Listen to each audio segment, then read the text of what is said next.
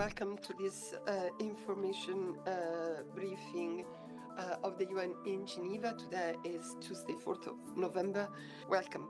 And we also have Noor Hamad, Communication Officer. We need to get to the 1.6 million people with full rations. We need full access. We need everything to be moving fast. We are in a race against time. The winter months are coming. People are still suffering from hunger, and the needs are overwhelming.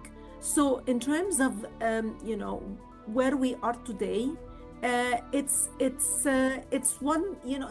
few steps forward, but it's not as far as we would like it to be.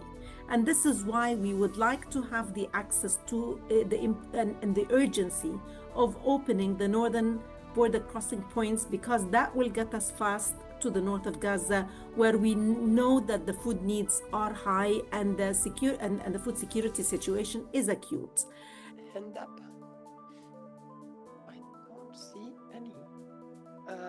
We still have only 2 border crossing points that are operational. This severely limits the quantity of aid that WFP and other agencies are able to bring in to stabilize the markets and to address people's needs. Getting food into the north remains difficult. A major obstacle is the continued closure of the northern crossings into the Gaza Strip. Aid convoys are obliged to follow a slow, difficult route from the south. So, rather than coming directly from these northern border crossing points, we have to drive all the way from the south, going through difficult territories and damaged roads and infrastructure to be able to access the north. We can't hear you anymore.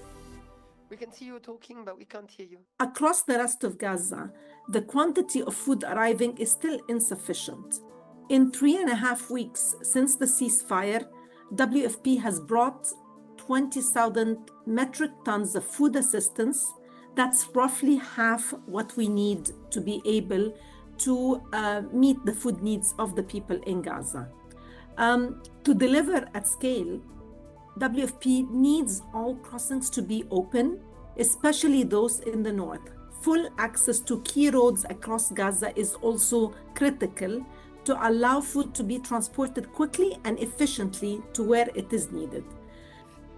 And I now state, I think the majority of households that we've spoken to are only consuming cereals, pulses, dry food rations, which people cannot survive on for a long time.